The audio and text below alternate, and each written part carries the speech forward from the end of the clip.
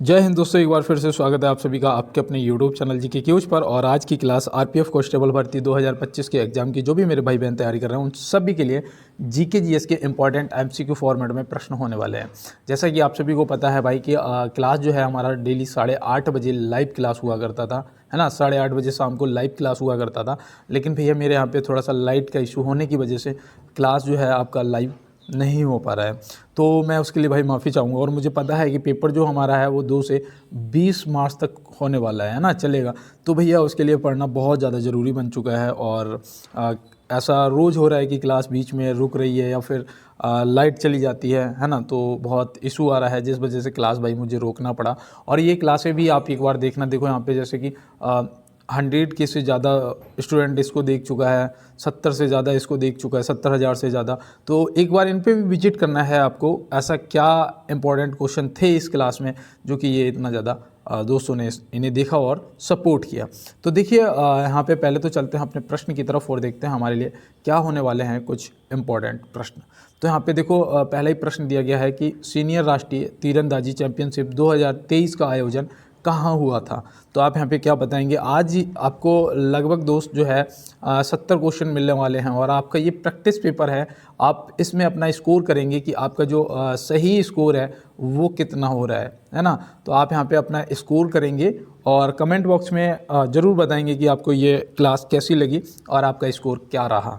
तो देखो यहाँ पे याद रखना, जो भैया सीनियर राष्ट्रीय तीरंदाजी चैंपियनशिप 23 का आयोजन हुआ था वो हुआ था अयोध्या में। ऑप्शन डी, अयोध्या कौन सी नदी के किनारे स्थित है? तो ये भी याद रखना बेटा, सरयू नदी के किनारे स्थित है। तो बिल्कुल, और चलते हैं इसके साथ में अपने अगले प्रश्न की तरफ। देखिए यहाँ पे दोस्तों हमारा नेक्स्ट प्रश्न दिया गया है कि दक्षिणी ध्रुव पर पहुंचने वाला प्रथम व्यक्ति कौन था? दक्षिणी ध्रुव पर पहुंचने वाला प्रथम व्यक्ति कौन था और ये कब पहुंचा था, ये सब हमें पता होना चाहिए, है ना। तो यहाँ पे याद रखना बेटा, ये था एर्नोल्ड एमडुशेन, है ना। एमडुशेन मतलब आपको वैसे एडम सेन लिखा हुआ भी मिल सकता है। तो यहाँ पे याद रखना ऑप्शन ए जो है एडम सेन आपका सही जवाब हो जाएगा। और यहाँ पे याद रखना ये दोस्त कब पहुँचा था, तो वो 14 दिसंबर 1911 को, है ना। 14 दिसंबर 1911 को पहुंचा था। तो बिल्कुल आप ध्यान रखेंगे। और जो यहाँ पे रॉबर्ट पियरे हैं, ये जो रॉबर्ट पियरे हैं, ये याद रखना बेटा, ये उत्तरी ध्रुव पर पहुंचने वाले प्रथम व्यक्ति थे, है ना। उत्तरी ध्रुव पर पहुंचने वाले प्रथम व्यक्ति थे। ये पहुंचे थे 1909 में, है ना। कब पहुंचे थे? 1909 में। तो बिल्कुल आप ध्यान रखेंगे और चलते हैं इसके साथ में अपने अगले प्रश्न की तरफ। देखिए प्रश्न दिया गया है कि किस गति के कारण पृथ्वी पर ऋतुएं होती हैं? किस गति के कारण पृथ्वी पर ऋतुएं होती हैं? तो आप यहाँ पे क्या बताएंगे? याद रखना दोस्त, परिक्रमण, ऑप्शन सी। क्या हो जाएगा? परिक्रमण, ऑप्शन सी जो है यहाँ पे सही जवाब हो जाएगा। अगर आप यहाँ पे घूर्णन गति के कारण सोच रहे थे तो आपको यहाँ पे बता दूं, अगर दिन और रात पूछे जाएंगे तो वो घूर्णन विधि के कारण होता है। तो ऐसे आप ध्यान रखेंगे और यहाँ पे परिक्रमण की वजह से जो है ऋतुएं होती हैं। तो आप ध्यान रखेंगे और चलते हैं इसके साथ में फिर अपने अगले प्रश्न पर। देखिए यहाँ पे दिया है, निम्नलिखित में से विरूपाक्ष मंदिर का निर्माण किसने करवाया था? निम्नलिखित में से विरूपाक्ष मंदिर का जो निर्माण है वो किसने कराया था? तो आप यहाँ पे क्या बताएंगे? याद रखना दोस्त, आपका जो राइट आंसर है वो हो जाएगा देवराय द्वितीय, ऑप्शन बी। क्या हो जाएगा? देवराय द्वितीय, ऑप्शन बी यहाँ पे आपका सही जवाब हो जाएगा। और ये कौन से वंश से था? तो वो भी याद रखना, ये थे चालुक्य वंश से। किससे? चालुक्य वंश से थे। तो ये भी आप यहाँ पे ध्यान रखेंगे। तो बिल्कुल, और चलते हैं इसके साथ में अपने अगले प्रश्न की तरफ। देखिए यहाँ पे दोस्त दिया है कि किस शहर में भारत का पहला सौंदर्य और जीवन शैली महोत्सव शुरू हुआ है? किस शहर में भारत का पहला सौंदर्य और जीवन शैली महोत्सव शुरू हुआ है? तो ये भी आप यहाँ पे कर चुके हैं, क्योंकि ये करंट का आपका प्रश्न है। 4 और 5 नवंबर 2023 को हुआ था। 2023 के करंट से संबंधित ऑप्शन सी यहाँ पे मुंबई जो है आपका क्या हो जाएगा? सही जवाब हो जाएगा। और जैसा कि आपको पता भी है कि करंट के जो क्वेश्चन हैं वो 2023 के भी पूछे जाते हैं, 2024 के भी पूछे जाते हैं, तो आपके लिए काफ़ी इंपॉर्टेंट बन जाते हैं। तो चलते हैं इसके साथ में अपने अगले प्रश्न पर। देखिए यहाँ पे दिया है, भारत में क्षेत्रफल की दृष्टि से देश का सबसे बड़ा संसदीय निर्वाचन क्षेत्र कौन सा है? भारत में क्षेत्रफल की दृष्टि से देश का सबसे बड़ा संसदीय निर्वाचन क्षेत्र जो पूछा गया है, कौन सा संसदीय निर्वाचन क्षेत्र पूछा गया है? तो आप क्या बताएंगे? लद्दाख, ऑप्शन बी यहाँ पे क्या हो जाएगा? लद्दाख आपका सही जवाब हो जाएगा। आज बहुत तेज यहाँ पे हवा चल रही है और जिस वजह से यहाँ पे थोड़ा सा आवाज़ आ रही है, लेकिन कोई बात नहीं है दोस्त, क्योंकि हमारा पेपर भी अब हवा की ही गति से हमारे पास आ रहा है ना। तो बिल्कुल हम 2 तारीख को इंतज़ार कर रहे हैं कि 2 तारीख से 20 तारीख के बीच में जिस दिन भी पेपर हुआ उस दिन हम लोग क्या करेंगे, गर्ता उड़ा देंगे, है ना। बढ़िया एकदम स्कोर करना है और लल्लन टाप तरीके से सिलेक्शन लेना है। तो देखो यहाँ पे दिया है निम्नलिखित में से वर्तमान लोकसभा अध्यक्ष कौन है। तो वर्तमान लोकसभा अध्यक्ष आपसे पूछा गया है ना, तो आप तुरंत बताएंगे भैया वो हैं ओम बिरला जी। ऑप्शन ए क्या हो जाएंगे, ओम बिरला जी यहाँ पे आपके सही जवाब हो जाएंगे और ये 70वें हैं, ठीक है ना, ये 70वें हैं, तो ये भी आप ध्यान रखेंगे। तो ओम बिरला जी यहाँ पे आपका राइट आंसर हो जाएंगे। चलते हैं इसके साथ में फिर अपने अगले प्रश्न पे। देखिए यहाँ दिया है कि भारत का सबसे लंबा राष्ट्रीय मार्ग कौन सा है। सबसे लंबा राष्ट्रीय मार्ग कौन सा है, ये प्रश्न कई बार पूछा गया है और ज़्यादातर एग्जामों में पूछा जाता है। तो यहाँ पे NH 44 आपका नेशनल हाईवे जो है 44, यहाँ पे क्या सही जवाब हो जाएगा। ये भैया आपको बता दूँ, श्रीनगर से लेके, श्रीनगर कौन सी नदी के किनारे स्थित है, तो आपको पता है झेलम, है ना। इसे किसने बसाया था, अशोक ने बसाया था, ये भी आपको पता होगा। तो श्रीनगर से लेके ये कन्याकुमारी तक जाता है, ठीक ना, कन्याकुमारी तक जाता है। तो ऐसे आप याद रखोगे। इसकी लंबाई भी आप याद रखना कितनी है, 3745 किलोमीटर, हाँ ठीक है, 3745 किलोमीटर।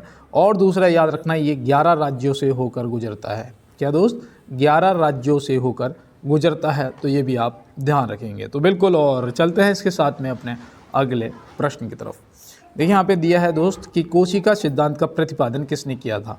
कोशिका सिद्धांत का जो प्रतिपादन है वो किसने करा था, तो आप यहाँ पे क्या बताएंगे। तो यहाँ पे याद रखना बेटा, आपका ये जो जैकब है ना, मैथियास जैकब और ये थियोडोर स्वान, ये दोनों हो जाएंगे। मतलब ऑप्शन सी यहाँ पे क्या होगा, प्रश्न का बिल्कुल राइट आंसर हो जाएगा। क्या हो जाएगा, ऑप्शन सी यहाँ पे बिल्कुल सही जवाब हो जाएगा। जैकब और ये जो स्वान हैं दोनों लोग थे और इन्होंने कब करा था, तो वो भी याद रखना 1839 में। कब करा था मित्र, 1839 में करा था, तो याद रहेगा ना। चलें फिर अपने अगले प्रश्न की तरफ। देखिए यहाँ पे दिया है कि बाल, नाखून और पंजा किसके बने होते हैं। बाल, नाखून और पंजा किसके बने होते हैं, तो आप यहाँ पे क्या बताएंगे। देखो कुछ दोस्त जो हैं ऑप्शन बी को भी टिक करेंगे। आप क्लास देखते जा रहे हो, कमेंट बॉक्स में जो है अपना रिप्लाई भी देते जाओ। और यहाँ पे याद रखना, ये बने होते हैं प्रोटीन के, किसके दोस्त, प्रोटीन के बने होते हैं, तो आप याद रखेंगे। और वो एक कठोर प्रोटीन होता है, कैराटीन। कौन सा होता है, कैराटीन, उसका बना होता है। तो ऐसे आप ध्यान रखेंगे, ठीक है ना, कठोर प्रोटीन होता है। तो चलते हैं इसके साथ में अपने अगले प्रश्न की तरफ। देखिए यहाँ पे दोस्त दिया है कि भारत की पहली हाइड्रोजन ट्रेन कौन सी है जिसका संचालन दिसंबर 2023 में किया गया है। भारत की पहली हाइड्रोजन ट्रेन कौन सी है जिसका संचालन दिसंबर 2023 में किया गया है। तो यहाँ पे आप क्या बताएंगे। आपका जो देखो 2023 का ये इंपॉर्टेंट क्वेश्चन है और रेलवे से संबंधित आप वैसे भी पेपर देने जा रहे हैं। तो यहाँ पे वंदे मेट्रो, ऑप्शन बी जो है क्या याद रखेंगे। ऑप्शन बी यहाँ पे क्या हो जाएगा आपका सही जवाब। चलते हैं इसके साथ में दोस्त अपने अगले प्रश्न की तरफ। देखिए यहाँ पे दिया है कि भारत में जीआई टैग पाने वाला पहला उत्पादन कौन सा है। भारत में जो भौगोलिक संकेतक जो है जीआई टैग पाने वाला पहला उत्पादन आपको बताना है।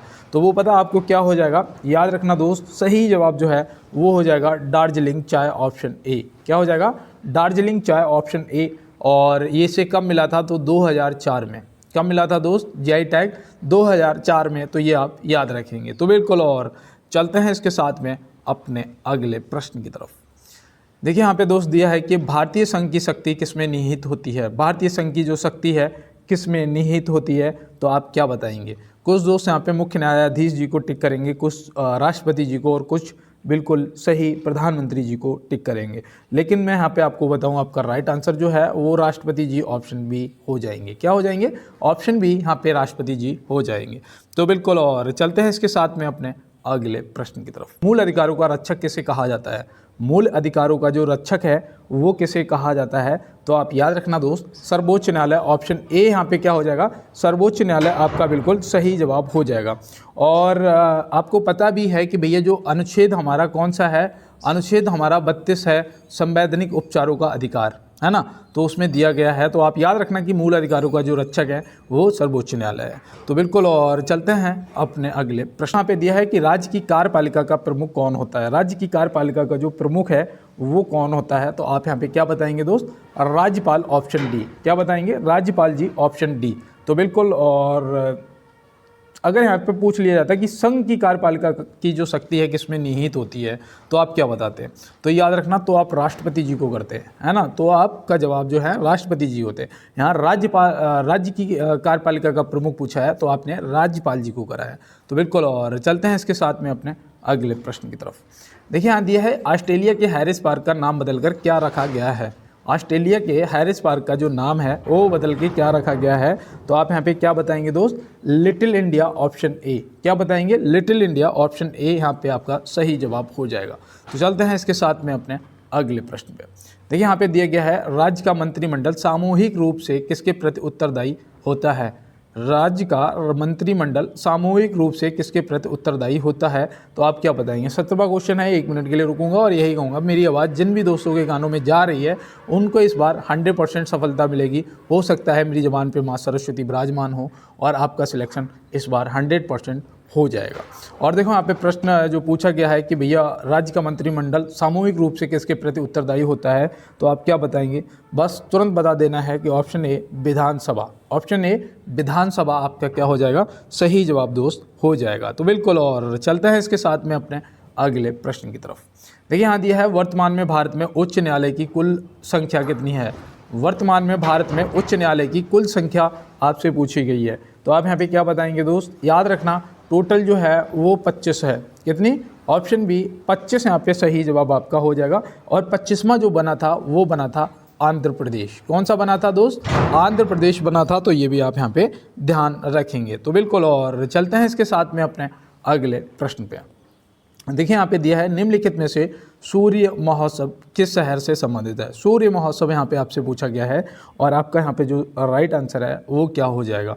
तो बिल्कुल यहाँ पे जैसा कि आप ऑप्शन ए को तिरुवनंतपुरम, ऑप्शन ए को टिक कर रहे हो, तो यहाँ पे बिल्कुल आपका क्या है? राइट आंसर हो गया है। लेकिन यहाँ पे आपसे अगर तमिलनाडु से पूछा जाएगा तो आप क्या बताएंगे? तमिलनाडु से अगर आपको कोई याद आ रहा हो तो मुझे बताओ। नहीं याद आ रहा है तो याद रखना बेटा, एक महोत्सव होता है जल्लीकट्टू। कौन सा? जल्लीकट्टू महोत्सव। तो आप क्या करेंगे? ध्यान रखेंगे। यहाँ से पश्चिम बंगाल से तो वो गंगा सागर मेला है ना, गंगा सागर मेला, तो ये भी आप ध्यान रखेंगे। तो बिल्कुल, और चलते हैं इसके साथ में अपने अगले प्रश्न की तरफ। देखिए दोस्त, यहाँ पे दिया गया है कि निम्नलिखित में से मधुबनी शैली भारत के किस राज्य में प्रचलित है? मधुबनी शैली यहाँ पे पूछा है कि भारत के किस राज्य में प्रचलित है? तो आप क्या बताएंगे? तो बिल्कुल यहाँ पे जो आपका राइट आंसर है वो हो जाएगा क्या? बिहार। क्या हो जाएगा? बिहार। ऑप्शन सी जो है वो यहाँ पे दोस्त आपका बिल्कुल राइट आंसर हो जाएगा। तो बिल्कुल, और चलते हैं इसके साथ में अपने अगले प्रश्न की तरफ। देखिए दोस्त, यहाँ पे दिया है, भारतीय संविधान के किस भाग में पंचायती राज से संबंधित प्रावधान है?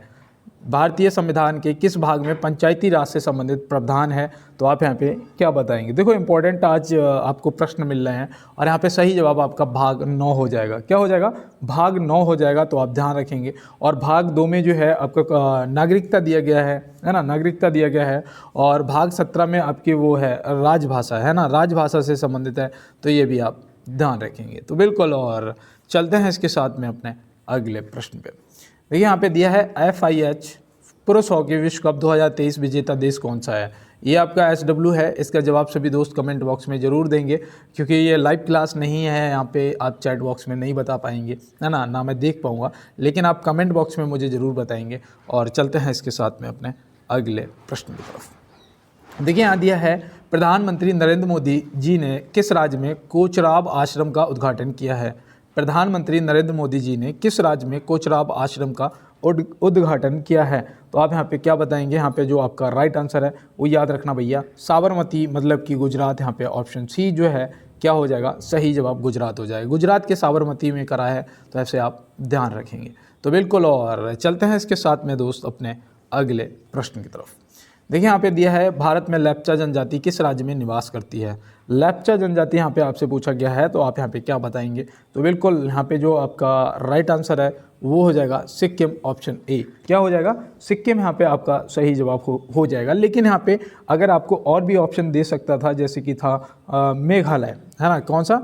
मेघालय। मेघालय के बाद एक और राज्य है अरुणाचल प्रदेश, यहाँ भी निवास करती है, और भूटान में भी निवास करती है ना। ये भी ध्यान रखना, भूटान में भी लेप्चा जनजाति निवास करती है। मणिपुर से तो आपको पूछी जा सकती है, कुकी जनजाति। कौन सी? कुकी जनजाति। और यहाँ मध्य प्रदेश से बताइए अगर कोई याद आ रहा हो मध्य प्रदेश से, तो मध्य प्रदेश और भैया ये राजस्थान, यहाँ पे तो भील जनजाति ज़्यादा निवास करती है ना, भील, तो ये भी आप ध्यान रखेंगे। तो बिल्कुल, और चलते हैं इसके साथ में दोस्त अपने अगले प्रश्न की तरफ। देखिए यहाँ दिया है निम्नलिखित में से यूरेनियम सिटी कहाँ अवस्थित है।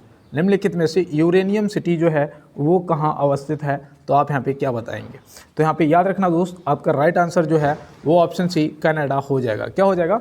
ऑप्शन सी कनाडा आपका सही जवाब हो जाएगा। तो आप ध्यान रखेंगे और चलते हैं इसके साथ में अपने अगले प्रश्न की तरफ।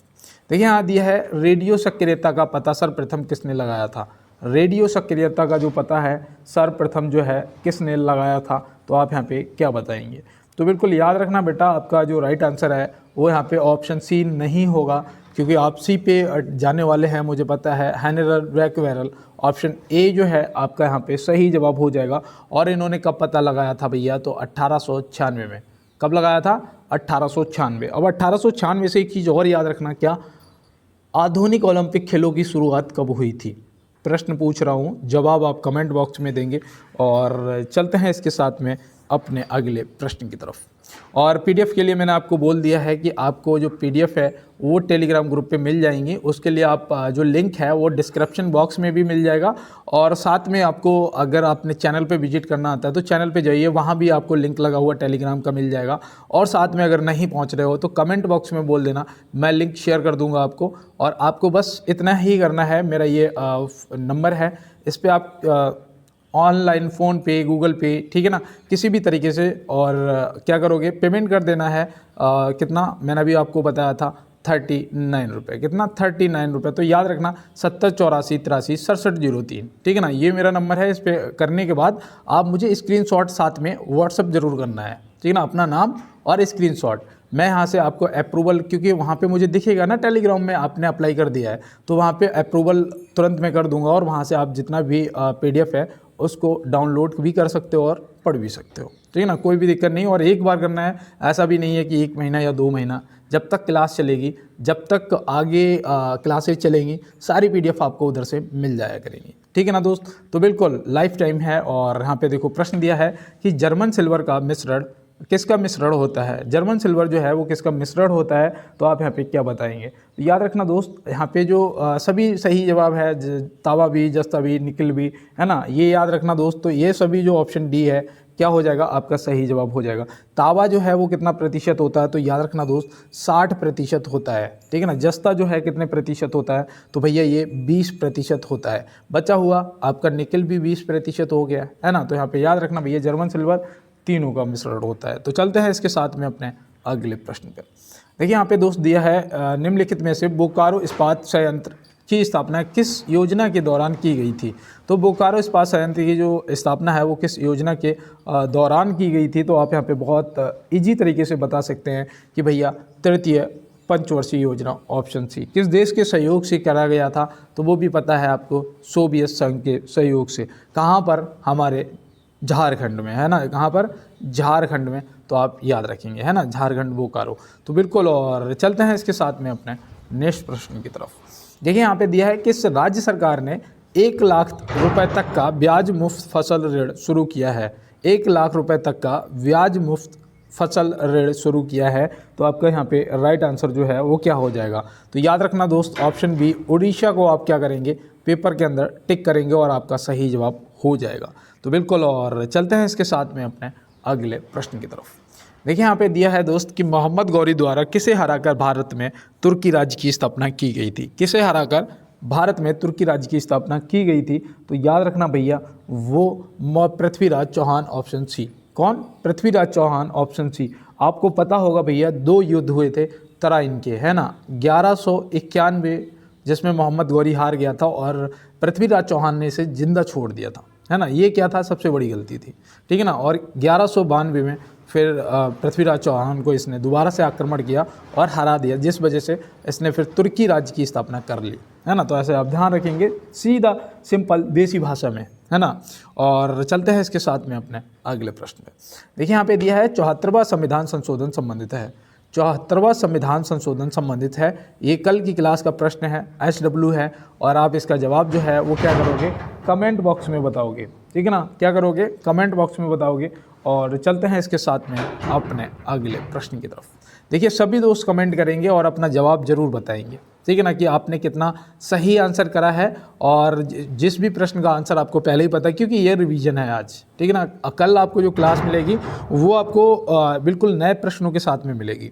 तो यहाँ पे दिया है तारापुर नाभिकीय ऊर्जा संयंत्र कहाँ स्थित है। तारापुर नाभिकीय ऊर्जा संयंत्र जो है वो आपका कहाँ पर स्थित है। तो आप तुरंत बताएंगे कि भैया ये पहला नाभिकीय ऊर्जा संयंत्र था भारत में, है ना, ऐसे याद रखना। और ये महाराष्ट्र में स्थापित हुआ था, तो ऑप्शन बी यहाँ पे सही जवाब हो जाएगा। और ये कब स्थापित किया गया था, तो वो भी आपको पता है कि 1969 में किया गया था। कब करा गया था, 1969 में। तो बिल्कुल आप यहाँ पे ईजी तरीके से बता देंगे, और भारत का पहला था, इसलिए ये इंपॉर्टेंट भी बनता है कि आपसे पूछा जा सकता है। चलते हैं इसके साथ में अपने अगले प्रश्न पे। देखिए यहाँ दिया है कि स्विट्जरलैंड की मुद्रा का नाम क्या है। स्विट्जरलैंड की मुद्रा का नाम जो है वो यहाँ पे आपसे पूछा जा रहा है। तो आप यहाँ पे क्या बताएंगे, याद रखना बेटा, ऑप्शन ए स्विस फ्रैंक आपका क्या हो जाएगा, स्विस फ्रैंक आपका बिल्कुल सही जवाब हो जाएगा। एन जो है ये किसका है, तो भैया ये किसका होता है, जापान का होता है। किसका होता है, जापान का होता है। और यहाँ पे ये जो है ना टुड्रुट्रलम, है ना, ये किसका है, आप कमेंट बॉक्स में बताएंगे। क्योंकि देखो ये बहुत छोटा प्रश्न है ना, ये आपको देखो मुद्राएं आपको पता होनी चाहिए, आपको राजधानियाँ पता होनी चाहिए, क्योंकि पेपर के अंदर ये तो बहुत ही इजी और कंपलसरी है कि आपसे पूछा जाएगा कोई एक, है ना। और देखो यहाँ पे दिया है छत्तीसगढ़ राज्य की राजधानी निम्नलिखित में से क्या है। छत्तीसगढ़ राज्य की जो राजधानी है निम्नलिखित में से क्या है। तो आप यहाँ पे क्या बताएंगे, तो याद रखना दोस्त, आपका बिल्कुल सही जवाब रायपुर हो जाएगा। कुछ दोस्त नागपुर को भी टिक कर देते हैं पेपर के अंदर, लेकिन यहाँ पे रायपुर आपका सही जवाब हो जाएगा। पणजी जो है ये याद रखना आप किसका है, गोवा का है। किसका है दोस्त, गोवा का है। जयपुर जो है ये किसका है, तो जयपुर तो बिल्कुल सिंपल आपको दिखेगा कि भैया ये राजस्थान का है। कोहिमा जो है ये किसका है, तो ये बिल्कुल भैया नागालैंड का है। और अगर यहीं पर आपसे मणिपुर का पूछ लिया जाएगा तो आप क्या बताएंगे, इम्फाल है। क्या है, इम्फाल है। अरुणाचल प्रदेश का क्या है, तो कहते हैं कि अरुणाचल ईंटा पाथेंगे। अरुणाचल ईंटा पाथेंगे, तो मतलब अरुणाचल प्रदेश की है ईंटापुर, है ना, ईंटापुर। तो बिल्कुल, और चलते हैं इसके साथ अपने अगले प्रश्न की तरफ। देखिए यहाँ दिया है भारत के खाद्य सुरक्षा और मानक प्राधिकरण का मुख्यालय कहाँ स्थित है। भारत के खाद्य सुरक्षा और मानक प्राधिकरण का मुख्यालय कहाँ स्थित है। जिसे आप बोलते हो फैसई। क्या बोलते हो, फैसई बोलते हो ना दोस्त, बताइए, फैसई बोलते हो ना, ऐसे लिखा होता है कोई भी खाने का आइटम लाते हो, फैसई, है ना। तो ये फैसई का मुख्यालय पूछा है। अब इसका तुरंत बता दोगे कि भैया इसका जो स्थापना है वो 2006 में हुई थी, और ये नई दिल्ली में स्थित है। कब हुई थी, 2006 में हुई थी, है ना। तो आप याद रखना इसका मुख्यालय नई दिल्ली में। तो बिल्कुल, और चलते हैं इसके साथ में फिर अपने अगले प्रश्न पे। देखो यहाँ दिया है जापान की खाई किस महासागर में स्थित है।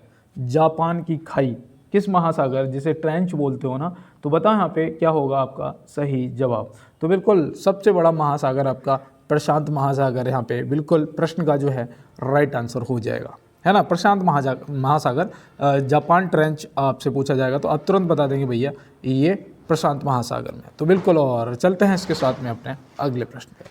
सर्विसेज ने संतोष ट्रॉफी 2023-24 में किसे हराकर 7वीं बार संतोष ट्रॉफी का खिताब जीता है। तो भैया सर्विसेज ने किसे हराया है, तो यहाँ पे आप क्या बताएंगे। तो बिल्कुल यहाँ पे याद रखना दोस्त, ये गोवा को हराया है। किसे हराया है, गोवा को। तो ऑप्शन ए यहाँ पे क्या हो जाएगा, गोवा आपका बिल्कुल राइट आंसर हो जाएगा, है ना बेटा। तो बिल्कुल, और चलते हैं इसके साथ में अपने अगले प्रश्न की तरफ।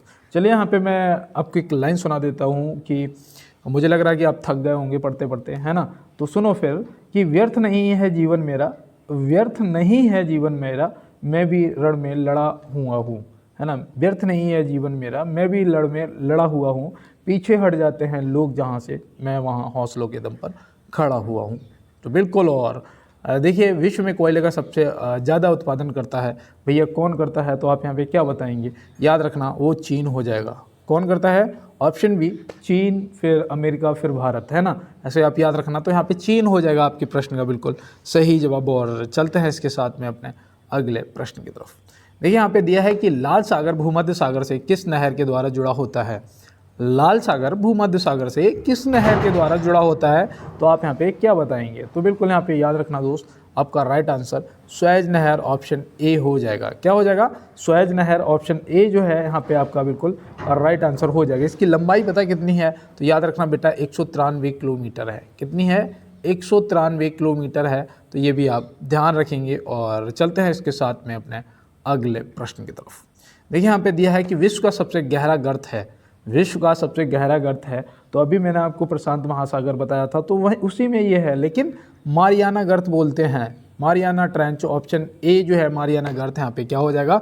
आपका बिल्कुल सही जवाब हो जाएगा। तो बिल्कुल, और चलते हैं फिर इसके साथ अपने अगले प्रश्न की तरफ। मैंने अभी तक किसी से नहीं कहा, लेकिन जो भी मेरे दोस्त यहाँ पे मेरे साथ में जुड़े हुए हैं, मेरे नए पुराने दोस्त, सभी एक बार लाइक वाला बटन जरूर दबाएंगे। और नए दोस्त जो जुड़ेंगे क्लास को शेयर करेंगे और सब्सक्राइब कर लेना चैनल को, और बेल आइकन जरूर दबा लेना, ठीक है ना। जैसे क्लास आपको ये शाम को लगभग 5 से 6 बजे के बीच में मिल जाया करेगी डेली, ठीक है ना। तो आप क्या करेंगे, एक बार बेल आइकन जरूर दबा लेंगे और थोड़ा सा यार शेयर कर दोगे, जिससे मेरा सपोर्ट हो जाएगा, ठीक है ना। और जिसको पीडीएफ चाहिए वो ग्रुप को ज्वाइन कर लेगा। और यहाँ पे देखो दिया है कि द्वितीय पंचवर्षीय योजना में किस क्षेत्र के विकास पर सर्वाधिक बल दिया गया था।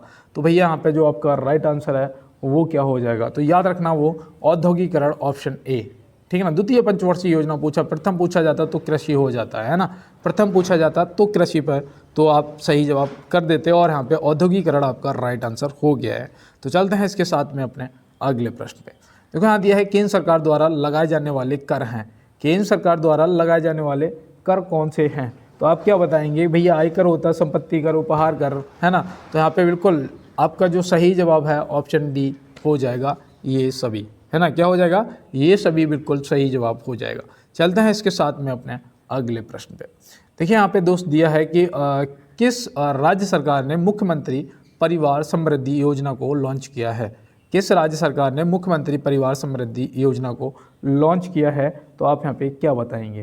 देखो याद रखना बेटा, ये हरियाणा सरकार, मतलब ऑप्शन डी यहाँ पे क्या होगा? हरियाणा सरकार आपका बिल्कुल राइट आंसर हो जाएगा। तो बिल्कुल, और चलते हैं अपने अगले प्रश्न की तरफ। कहता है परिंदा खोल दे पंख मेरे, अभी तो और उड़ान बाकी है। कहता है परिंदा की खोल दे पर मेरे, अभी और उड़ान बाकी है। अभी तो नापी है मिट्टी भर जमी, अभी तो सारा आसमान बाकी है। देखो दोस्त, मैं लाइव आया लेकिन मैं रह नहीं पाया, है ना। उसका रीज़न सिर्फ यही था कि मेरे पास थोड़ा सा समस्याएं थी, है ना, आर्थिक परेशानियां थी, जिस वजह से मैं चीज़ों को नहीं सही से सेटअप कर पाया, नहीं रह पाया।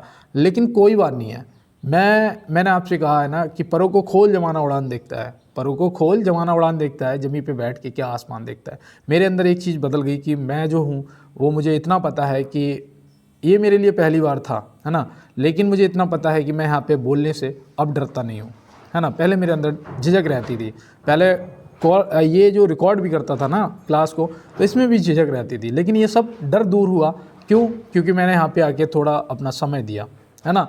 तो कोई दिक्कत नहीं है, लेकिन कुछ बदला, लेकिन फिर भी मैं कोशिश करूंगा कि बहुत जल्दी लाइव आ जाऊं और ये जो समस्याएं हैं इनको साइड कर दूं। तो देखो यहाँ दिया है संविधान सभा का गठन कब हुआ था। तो आप बहुत ही ईजी तरीके से बता सकते हैं भैया, गठन पूछा है तो 6 दिसंबर 1946 हो जाएगा, और अगर पहली बैठक पूछी जाती तो 9 दिसंबर 1946 हो जाता। तो ऑप्शन बी यहाँ पे क्या हो जाएगा? आपका सही जवाब हो जाएगा। तो बिल्कुल, और चलते हैं इसके साथ में अपने अगले प्रश्न की तरफ। देखिए यहाँ दिया है संविधान सभा ने राष्ट्रीय गान को कब स्वीकार किया था।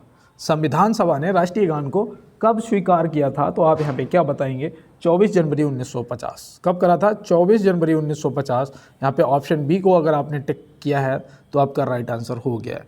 पेपर के अंदर भी ऐसे ही बेटा, बेशक थोड़ा सा सोच लेना, लेकिन जल्दबाजी में गलत जवाब को टिक मत कर देना, है ना। देखो यहाँ दिया है निम्नलिखित में से हिप्पोपदेश के लेखक कौन है। निम्नलिखित में से हिप्पोपदेश के लेखक आपसे यहाँ पे पूछा गया है, तो आप क्या बताएंगे? तो याद रखना बेटा, वो हो जाएंगे नारायण पंडित जी, ऑप्शन ए। कौन हो जाएंगे? नारायण पंडित जी, ऑप्शन ए यहाँ पे आपके जो है सही जवाब हो जाएंगे। रविन्द्रनाथ टैगोर जी से आप याद रखना बेटा, ये गीतांजलि के, है ना, किसके लेखक हैं? गीतांजलि के। तो ये भी याद रखना बेटा। और इन्हें पहला वो भी मिला था नोबेल पुरस्कार, कब मिला था? 1913 में मिला था ना, या 15 में मिला था? कमेंट बॉक्स में एक बार बताओ। और जयदेव जी से याद रखना गीत गोविंद, है ना, गीत गोविंद ज़्यादातर पूछ ली जाती है, तो ये भी आप ध्यान रखेंगे। तो बिल्कुल, और चलते हैं इसके साथ में अपने अगले प्रश्न की तरफ। देखिए यहाँ पे दिया गया है निम्नलिखित में से राजराजेश्वर मंदिर कहाँ स्थित है। निम्नलिखित में से राजराजेश्वर मंदिर जो है वो कहाँ स्थित है। तो आप क्या बताएंगे, ये भैया तंजौर मतलब तमिलनाडु, जो कि यहाँ पे ऑप्शन में दिया नहीं है, तो यहाँ पे इनमें से कोई नहीं क्या होगा आपका सही जवाब। तो याद रखना बेटा, ये तंजौर मतलब तमिलनाडु में स्थित है। तो आपका यहाँ पे अगर दिया होता तो आप टिक करते, अदरवाइज ऑप्शन डी जो है वो यहाँ पे आपका राइट आंसर बन जाएगा। चलते हैं इसके साथ में अपने अगले प्रश्न पे। देखो यहाँ दिया है मानस वन्यजीव अभ्यारण्य किस राज्य में स्थित है। मानस वन्यजीव अभ्यारण्य जो है वो किस राज्य में स्थित है, तो आप यहाँ पे क्या बताएंगे। और इस क्लास का भी जो PDF है आपको टेलीग्राम ग्रुप पे मिल जाएगा, ठीक है ना, क्योंकि मैं अभी इसे पढ़ाने के बाद भाई को शेयर कर दूंगा ये, और वो वहाँ से PDF बना के आपको दे देगा। तो बिल्कुल देखिए यहाँ पे मानस वन्यजीव अभ्यारण्य जो है वो किस राज्य में स्थित है, तो यहाँ पे सही जवाब जो है वो हो जाएगा असम में। कहाँ पर दोस्त, असम। ऑप्शन ए जो है आपका सही जवाब हो जाएगा। बेतला राष्ट्रीय पार्क आपका झारखंड में है। कौन सा, बेतला राष्ट्रीय पार्क जो है वो झारखंड में है। दाची गांव जो है आपका जम्मू कश्मीर में है। दुधवा नेशनल पार्क जो है वो आपका उत्तर प्रदेश में है। तो ये अब सब जितने भी आपके नेशनल पार्क हैं, राष्ट्रीय अभ्यारण्य हैं, आपको याद रखने हैं दोस्त, क्योंकि पेपर के अंदर पूछे जा सकते हैं, है ना। और देखो यहाँ पे दिया है उत्तर रेलवे का मुख्यालय कहाँ, निम्न में से कहाँ स्थित है। उत्तर रेलवे का, ये तो मैंने आपको कल ही बताया था कि नई दिल्ली है ना, ये मुझे लग रहा है रिपीट हो गया है, नई दिल्ली है।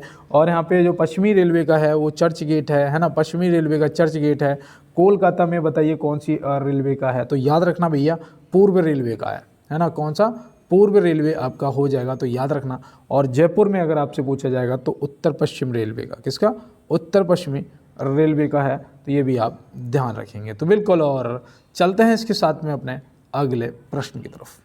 देखिए यहाँ पे दोस्त 50वां क्वेश्चन है कि भारत में अभ्रक का उत्पादन करने वाला एकमात्र राज्य है। भारत में अभ्रक का उत्पादन करने वाला एकमात्र राज्य है, तो भैया वो है मात्र आंध्र प्रदेश, जो भाषा के आधार पर बनने वाला पहला राज्य था, जो कि 1953 में बना था। कब बना था, 1953 में भाषा के आधार पर बनने वाला पहला राज्य था। और यहाँ पे याद रखना भैया, अभ्रक का सबसे ज़्यादा उत्पादन करता है तमिलनाडु। अगर पूछा जाएगा तो ये लिग्नाइट का उत्पादन करता है। केरल से आप याद रखेंगे भैया, यहाँ पे रबड़ का भी उत्पादन होता है, मसालों का भी उत्पादन सबसे ज़्यादा। और असम याद रखना दोस्त चाय के लिए, है ना, क्या, चाय के लिए। तो ये आप ध्यान रखेंगे। यहाँ पे आपके 50 प्रश्न जो हैं वो कंप्लीट हो चुके हैं, लेकिन कल जो मैं आपके लिए प्रश्न और थे थोड़े से जो लेके गया था, और नहीं करा पाया था, उनके लिए माफ़ी चाहता हूँ, वो प्रश्न आज आपको करवा देता हूँ। तो यहाँ दिया है निम्नलिखित में से रेलवे स्टाफ कॉलेज कहाँ स्थित है। रेलवे स्टाफ कॉलेज यहाँ पे आपसे पूछा गया है, तो आप क्या बताएंगे। तो याद रखना बेटा, यहाँ पे सही जवाब आपका क्या हो जाएगा, गुजरात के बड़ोदरा में, है ना। तो यहाँ पे बड़ोदरा नहीं दिया है, गुजरात दिया है। तो याद रखना बेटा, जो है आपका गुजरात जो है सही जवाब हो जाएगा, है ना। और ये जो पहले स्थापित किया गया था, तो ये 1930 में किया गया था। कहाँ पर, तो ये किया गया था देहरादून में, है ना, देहरादून में। उसके बाद इसे स्थानांतरित कर दिया गया था बड़ोदरा में। और वो कब करा गया था, तो वो भी याद रखना 1952 में, है ना। ये फिर बड़ोदरा में स्थानांतरित कर दिया गया था। तो देखो ये रेलवे से संबंधित है, इसलिए मैंने यहाँ पे थोड़ा सा आपको डिटेल में बताना उचित चाहा। और चलते हैं इसके साथ में अपने अगले प्रश्न पे। देखिए बेटा, यहाँ पे दिया है कि किस देश की हॉकी टीम ने पुरुष एशियाई चैंपियनशिप ट्रॉफी 2024 जीती है। तो किस देश की हॉकी टीम ने पुरुष एशियाई चैंपियनशिप ट्रॉफी 2024 जीती है। ये तो आपको बताना ही नहीं है कि भैया ये 5वीं बार भारत ने जीती है। किसने, हमारे अपने भारत ने, कौन, लगातार 5वीं बार, है ना। तो ऐसे याद रखना, इसमें चीन हार गया है। चीन जो है वो क्या हुआ, हार गया है। तो ये भी याद रखना। ये 17 क्या था, जनवरी, फरवरी, मार्च, अप्रैल, मई, 17 मई या नहीं, यहाँ पे एरर हो रहा है, 17 सितंबर में हुआ था, 17 सितंबर 2024 को, है ना। ये थोड़ा सा मैं भूल रहा था, लेकिन मुझे याद आ गया, मई नहीं सितंबर था, है ना। 17 सितंबर 2024 को ये जीती थी। तो याद रखोगे। और चलते हैं इसके साथ में अपने अगले प्रश्न में। देखिए, इसी को कहते हैं कि अगर आप किसी चीज़ को लिख रहे हैं ना, अगर आप भूल भी जाएंगे ना, तो आपको लगेगा कि आप गलत आपके दिमाग में आ रहा है ना, जब तक सही नहीं आ जाता है। देखो यहाँ दिया है धर्मराज रथ स्मारक कहाँ स्थित है। धर्मराज रथ स्मारक जो है वो कहाँ स्थित है। तो आप क्या बताएंगे भैया, महाबलीपुरम, है ना। यहाँ पे क्या, महाबलीपुरम, जो कि आपके तमिलनाडु में स्थित है। तो ऑप्शन बी यहाँ पे क्या हो जाएगा आपका, बिल्कुल ऑप्शन बी जो है सही जवाब हो जाएगा। तो ये आप ध्यान रखेंगे। और इसे नरसिंह वर्मन ने बनवाया था, है ना, ऐसे याद रखना। और चलते हैं इसके साथ में अपने अगले प्रश्न की तरफ। देखिए यहाँ दिया है ब्रह्मपुत्र नदी तिब्बत में किस नाम से जानी जाती है। ब्रह्मपुत्र नदी जो है तिब्बत में किस नाम से जानी जाती है? तो आप तुरंत बताएंगे सांगपो के नाम से। किसके? सांगपो के नाम से जानी जाती है। अरुणाचल प्रदेश में ये दिहांग के नाम से जानी जाती है। अरुणाचल के प्रदेश में दिहांग के नाम से जानी जाती है। तो बिल्कुल। और अगर मैं यहाँ पे पूछूं कि असम में किस नाम से जानी जाती है, तो आप क्या करेंगे? कमेंट बॉक्स में बताएंगे। तो बिल्कुल। और चलते हैं इसके साथ में फिर अपने अगले प्रश्न पे। देखो यहाँ दिया है फीफा महिला वर्ल्ड कप 2023 विजेता देश कौन सा है? फीफा महिला वर्ल्ड कप 2023 विजेता देश जो है वो कौन है? तो याद रखना भैया, पहली बार जीता था स्पेन। कौन जीता था पहली बार? स्पेन। तो ऑप्शन ए सही जवाब हो जाएगा। और उप विजेता इसमें इंग्लैंड रहा था। उप विजेता कौन रहा था बेटा? तो वो रहा था इंग्लैंड। तो ये भी आप यहाँ पे ध्यान रखेंगे, आपके लिए इंपॉर्टेंट है। और चलते हैं इसके साथ में अपने अगले प्रश्न की तरफ।